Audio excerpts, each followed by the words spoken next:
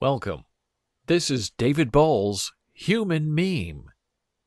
Today, I'm going to share a story with you, a bit of fiction I wrote November 8, 2013.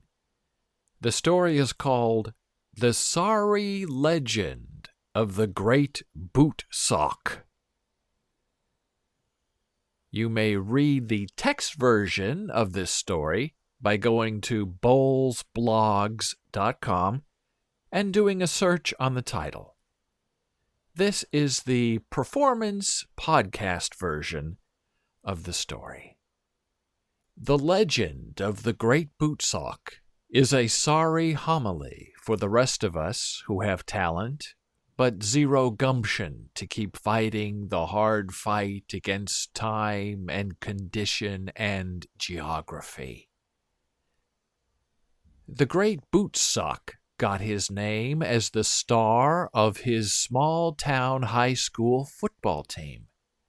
As the true freshman quarterback of his team, he won the first game he ever played by diving over a goal line scrum, even though one of the opposing players had grabbed his sock and was pulling him back from the score. When the sock pulled away from the aggressor's grasp, it wrapped around the heel of the Great Bootsock's cleats, sticking there like a flag of immediate infamy and respect, and the legend of the Great Bootsock was born.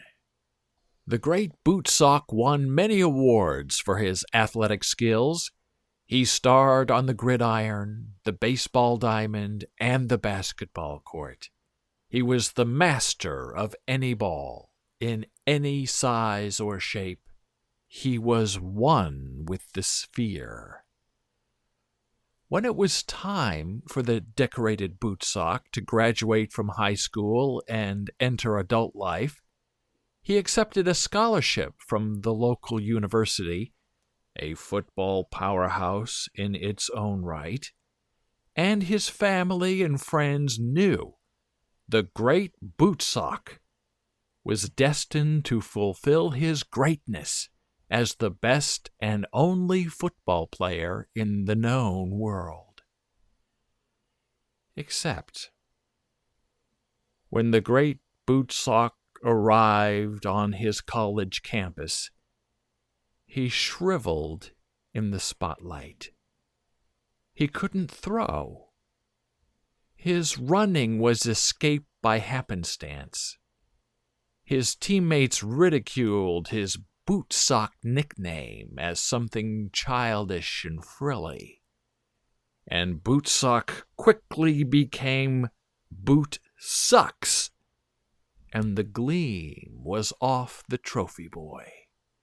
His star was falling from the sky. The Great Bootsock never played a down for the college team. He instead transferred to a small local community college without a football team and earned a respectable degree with respectable grades. All the while in community college, the Great Bootsock never missed a home or away game for his beloved high school. He was still hailed as a conquering hero. Those who knew him, and knew him best, knew his greatness could never be forgiven or forgotten. And since many of his classmates never graduated from high school, let alone college, none of the Bootsock failures beyond the 12th grade bothered them. He was a perpetual sun in the sky, in their starry eyes. Upon graduation, the Great Bootsock took a local job in his high school neighborhood managing a small credit union. He was able to repay his adorers with small loans that made their day and helped move their paychecks into actually being able to afford something. His creditors and clients were forever grateful. The Great Bootsock, a small success as a man and a large failure as a professional athlete, knew, with each check he signed on the behalf of others, that he never lived up to his greatness. He never fought back against the ripple of a larger pond.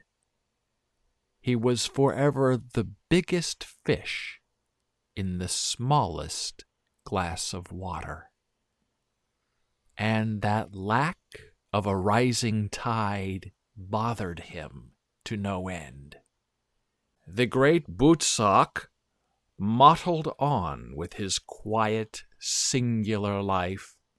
He married, had children, was installed in his high school's Hall of Fame as the best athlete ever in the history of the school. The Great Bootsock worked and ate and slept. He sometimes played with his children who aspired to match the greatness of their father, but not his goodness, because he didn't have any of that left over from the adoration of his playing days. The Great Bootsock became a shell of a man and a fallow human being. Sure, he knew how to smile and glad hand, but it was never enough. He couldn't win the game bowing to lesser men. The Great Bootsock's children excelled in high school sports, but they were never able to match the greatness of their father.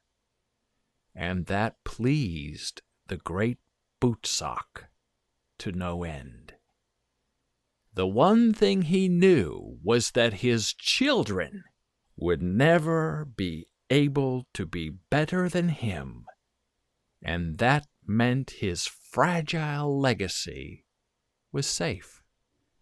No Great Bootsock Jr. would ever wear the weary crown of the original Bootsock. After hiding in his neighborhood credit union for 30 years, and never venturing more than 5 miles away from his home in the neighborhood, the Great Bootsock died of a weak heart and a broken constitution. As he lay dying, the Great Bootsock knew he had based his entire life on a single moment of ridiculousness that should have been a footnote and not a hallmark pox on his life.